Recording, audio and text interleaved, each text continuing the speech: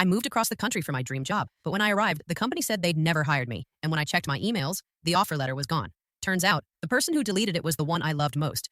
It started with an email that changed my life. Congratulations, Ava. We're thrilled to offer you the creative lead position at Brightway Studios in San Francisco. I remember staring at the screen, breath caught in my throat. I'd applied months ago, never expecting a reply. My portfolio wasn't perfect, and my confidence was running on fumes. But there it was, a real offer, signed and stamped. I screamed. I danced. I called Ethan, my boyfriend of 3 years, and told him I'd finally made it. He paused for a second, then said, "That's amazing, babe. San Francisco, huh?" His voice sounded calm, but not happy. I brushed it off. Maybe he was just surprised. The next few weeks blurred together. I quit my freelance gigs, sold half my stuff, and packed what was left into 2 suitcases. Ethan didn't offer to come with me and said he had too much work in Boston. But he promised to visit. I told myself distance couldn't destroy love. I was wrong. When my plane touched down in San Francisco, the air felt alive. Ocean salt, fog, and the hum of something bigger than me. I remember whispering, "This is it." Brightway Studios' glass building shimmered under the morning sun. I checked my outfit twice, held my folder close, and walked in, trying not to smile too hard. "Hi, I'm Ava Brooks. First day, creative lead," I said at the front desk. The receptionist blinked, typing something into her computer. "I'm sorry, did you say creative lead?" "Yes," I said, my heart fluttering. "I received the offer 3 weeks ago." She frowned, checked again, and shook her head. "There's no one by that name on the list, and we don't have an opening for that position." I laughed nervously. There must be some mistake. "Can I speak with HR?" 10 minutes later, 2 HR representatives joined me in the lobby. They looked confused, polite, and increasingly concerned. "We never sent you an offer," one said gently. "I'm sorry, Ms. Brooks, but we don't even have your application on file." My body went numb. I showed them the printed email, the digital signature, everything. They took one look and said, "This isn't our format." Someone faked it? I stood outside the building, trembling as people walked past me. My phone buzzed. Ethan calling. "Hey, how was your first day?" he asked, cheerful as ever. My voice cracked. "Ethan, they said they never hired me." There was silence on the line. Long, deep, unnerving silence.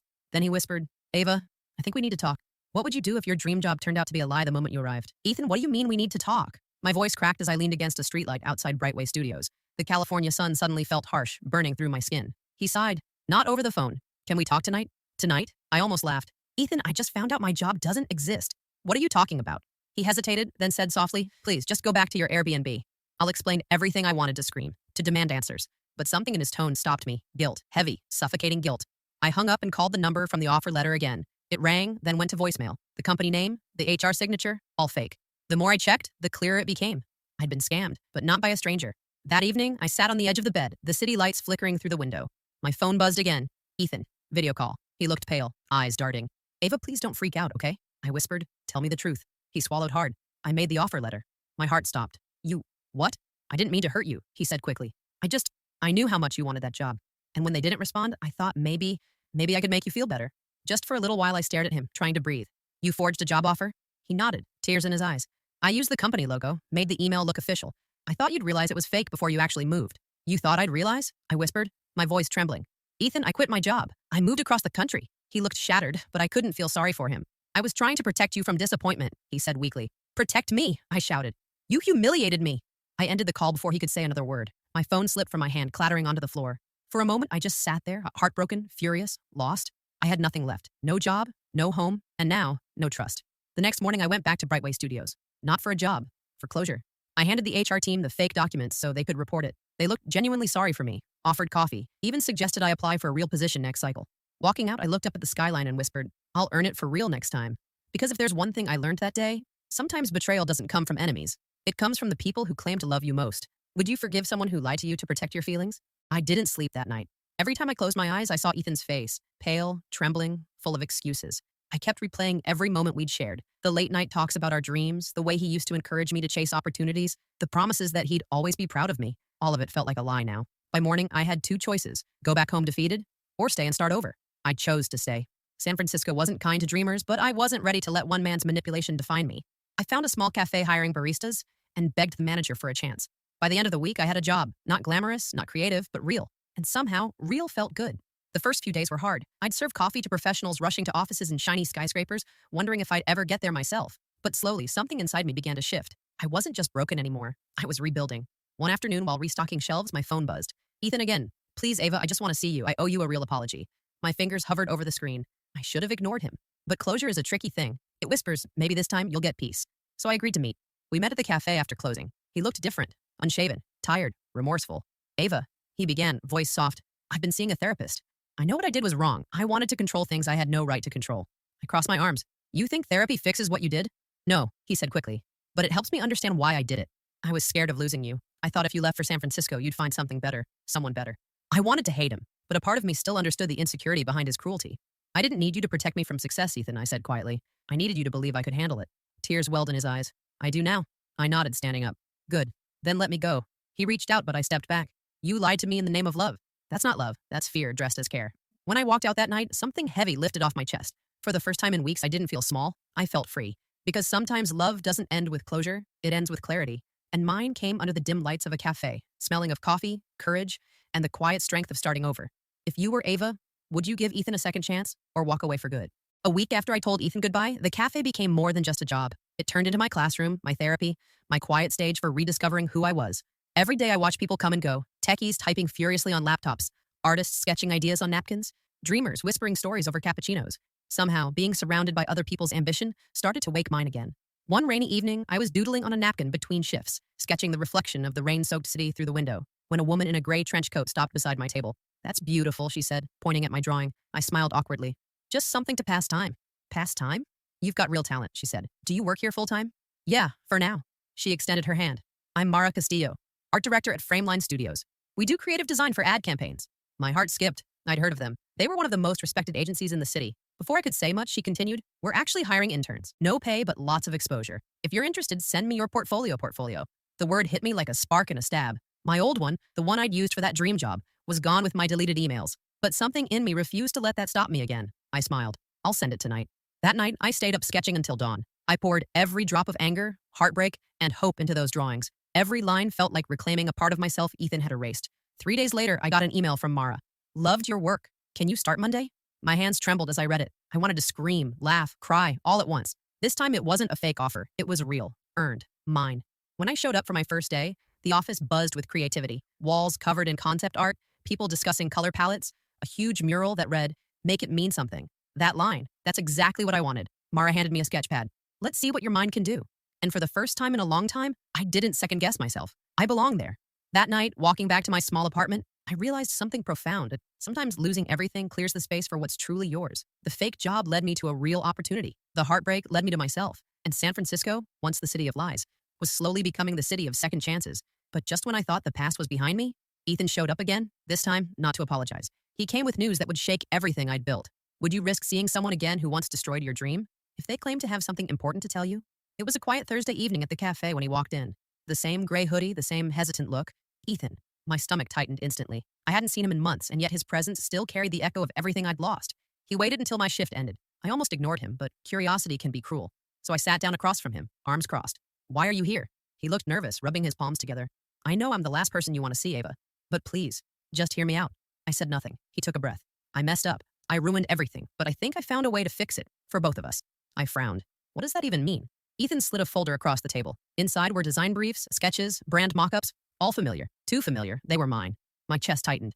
Where did you get these? I saved copies from your old laptop before everything went down, he said quickly. One of my clients saw your work and wants to hire you. They're opening a new art space in LA. They're ready to offer you a creative director position. Legit this time I stared at him, stunned. It sounded impossible. Too convenient. Too good.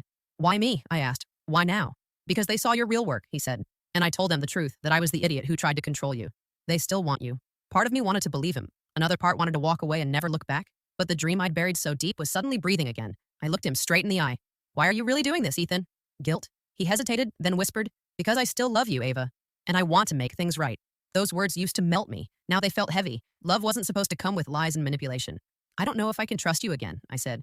I don't expect you to, he replied softly. Just don't let my mistake bury your dream. Take the offer, even if you never speak to me again. That night, I lay awake staring at the ceiling, Ethan's folder beside me, the possibility of a new future on one side, and the shadow of old pain on the other. I wanted to believe I could separate the two, that I could take what was mine without reopening the wounds he left behind, but I also knew something deep down. Opportunities built on broken trust rarely stand tall. Still, I had to decide, was I ready to risk being hurt again just for the chance to rise higher? Or would walking away finally set me free? If someone who once betrayed you suddenly offered the chance of your dreams, would you take it or turn them down forever? I spent the entire weekend staring at that folder like it could whisper the right answer. Every page was a reminder of the version of myself I'd almost lost, the girl who dreamed big, who believed she could make it without anyone's permission. By Sunday morning, I made my choice. I called Mara, my boss at Frameline Studios. Mara, I said, someone offered me a creative director role in LA. I wanted your advice. She paused for a long moment before speaking. Do you want to go, Ava? Or do you feel like you owe someone something? Her question hit me harder than I expected. I, I don't know, I said truthfully.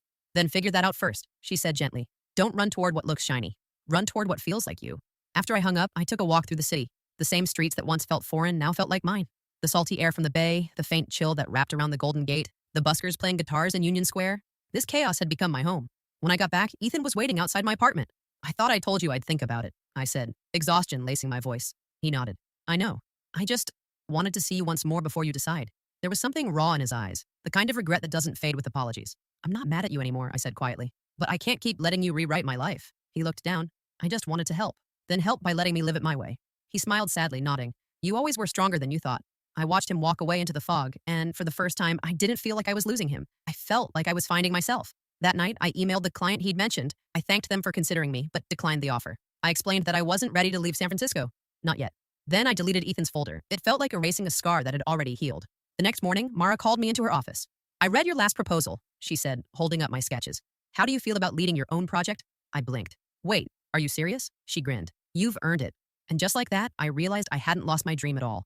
I'd just taken the longer, harder road to reach it, the one that was mine alone.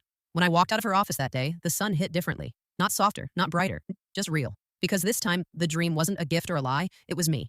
Would you choose a risky dream offered by someone who once broke you, or build a slower, steadier one entirely on your own? Things were finally settling into place. My mornings began with coffee and design sketches, my afternoons with brainstorming sessions, and my nights with quiet walks home beneath the San Francisco lights. For the first time in a long while, my life wasn't built around chaos. It was built on progress, until the letter arrived. It came on a Wednesday, a plain white envelope, no return address, just my name printed neatly on the front. I almost ignored it, but something about the weight of the paper felt official. When I opened it, my heart dropped. This letter serves as notice of an ongoing investigation regarding fraudulent job applications submitted under your name. I froze. My hands started trembling. The letter was from a private security firm, the same one contracted by the company that had never hired me. I reread the words 3 times, trying to make sense of them. They claimed someone had used my name and credentials to apply for multiple positions across the state, high-level ones, and that I might be called in for questioning. It didn't take long for the truth to hit me. Ethan. I grabbed my phone, pacing the room. He'd said he saved copies of my old work. What if he'd used them again? What if this was his way of fixing things? I called his number. No answer. I texted him. No reply. The next morning, I walked into Frameline with a hollow feeling in my chest. Mara immediately noticed. Ava, you okay? I handed her the letter. She read it carefully, her jaw tightening. This is serious, she said. But if you didn't do it, we'll prove it. Her confidence steadied me a little, but fear still sat like a stone in my stomach. That afternoon, 2 investigators showed up at the office. They asked about the fake application, my history, my emails. Every question felt like a reminder of Ethan's betrayal.